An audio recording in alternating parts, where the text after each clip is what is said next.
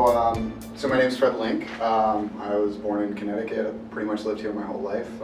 Joined the Marine Corps when I was 17, and through the experiences of going to Iraq in 2006, I kind of came to see what the U.S. military at least was doing around the world.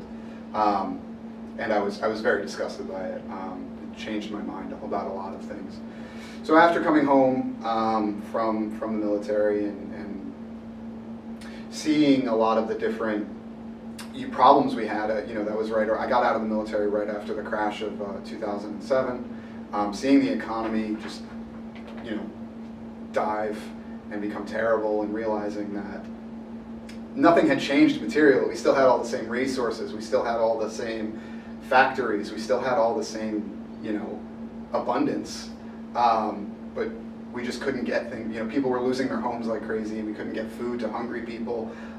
It really made me start to question the system. And I met a comrade in Socialist Action around that time, and through a lot of discussions with him about the nature of society, the nature of capitalism, things of that nature, it kind of just started to format my opinions.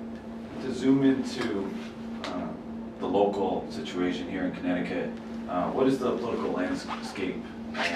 What are the type of politicians that you're running against? So Connecticut's a very blue state. It's very progressive, quote unquote. So Democrats really control a lot of the political landscape here in Connecticut. They, Chris Murphy and Dick Blumenthal are the two Democrat senators from Connecticut, and both of them have middling stances on just about everything. In fact, the incumbent that's running, Chris Murphy, is a big proponent of the America First policy, because we have so many military contractors in Connecticut. We have Sikorsky, we have Pratt & Whitney, we have Electric Boat. So he actually really enjoys Trump's America First policy. He thinks it's great for business, good for investment. Yeah, I mean, Trump is incredibly reactionary, and I think his government is very anti-worker. It's very anti-people of color, and it is. It has taken off the mask of American politics in a lot of ways. So I don't think Trump is fundamentally different than Obama was, but the mask is taken off in a real way, and people are starting to see what politics really is. It's for the benefit of the rich, it's by the rich, of the rich, for the rich. And I think that is an important moment. I think we see that with the teacher strikes sweeping the country. And I think we see that some 50,000 people working in Vegas just authorized a strike in the casinos. I think we're seeing the start of a resurgent militant labor movement, and I think it's partly because the mask has been taken off of the capitalist government with someone who's so, just so disgusting in so many ways. So I think it's important to have real socialists, real working class independent movements out there and talking to workers, out there and explaining who the enemy is and who the enemy is not. The enemy is not people in other countries or workers in other countries. It's the people that run things, the capitalist class of our society. I think if we can clarify that, and I think as socialists, if we can explain that, I think we have a real chance to make a big fighting labor movement. Your platform also calls to abolish capitalism and build socialism. Mm-hmm. What does socialism mean to you? And how does it differ, if it does differ, from Bernie Sanders, his vision of socialism, or the socialism of the Democratic Socialist of America? Sure. So Bernie Sanders very much fundamentally believes socialism is free education and free healthcare, and I fundamentally disagree with that. I think socialism is workers owning and controlling the means of production. We create all the wealth in the world.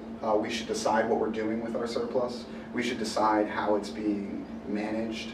I think workers should own the very means that we use to produce everything we need. So I think that's what socialism is. I don't think it's free healthcare and free college and that's it.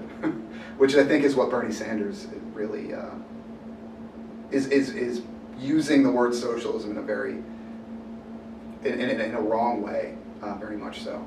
What connection do you make between electoral campaign and those struggles or Sure. the teachers' movement? Absolutely. So I think electoral campaigns need to be like a megaphone for the social movements that are class independent right now.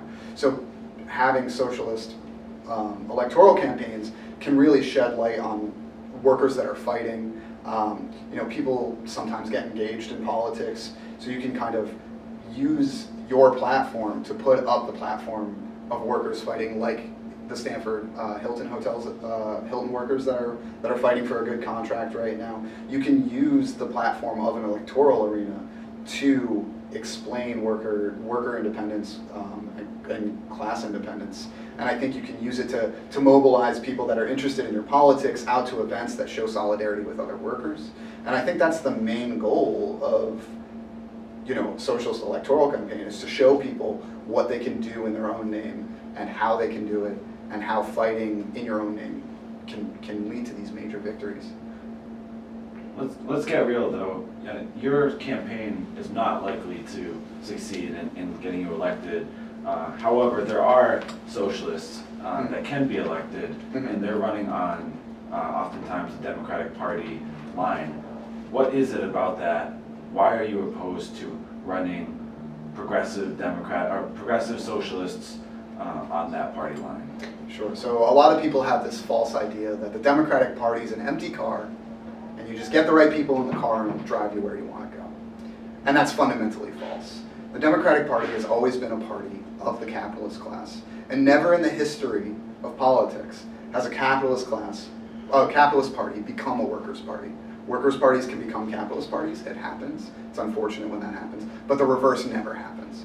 So if we're going to fight in our own name, we need to organize independently of the Republicans and the Democrats. The Democrats are entrenched in the capitalist class, and they always will be. That's where their money comes from, that's where their power comes from, and they know it. Well, a couple of things. One, I don't think that most American workers hate socialism. I think socialism has really changed. Like the ideas of socialism or the acceptance of socialism is really changing fundamentally. People under 35 agree with socialism more than they do capitalism. And they're also the fastest, they're joining unions at higher rates than anybody else. So I think people, the baby boomers, the older generations do have this fear of socialism degrading and becoming this violent mess. But our society is violent already. I mean, there's school shootings all the time. We're at war with how many different countries?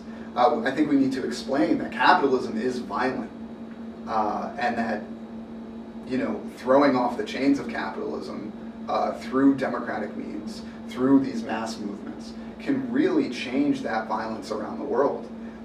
Imagine if the U.S. wasn't bombing how many different countries right now. I mean, we're in a bunch of countries in Africa, we're in Iraq, we're in Afghanistan, we're in Syria, we're ever getting closer to war with North Korea and Iran. Capitalism is violent, and I think a lot of people have fear that a revolution would be violent as well. But I think if we explained and we had these big social movements, I don't think it would have to be. The violence wouldn't come from the social movements, I don't think. I think it would come from the capitalist class more than anything else. And I think that fear is overplayed if we had these sweeping democratic institutions that had class power, working class power, forefront.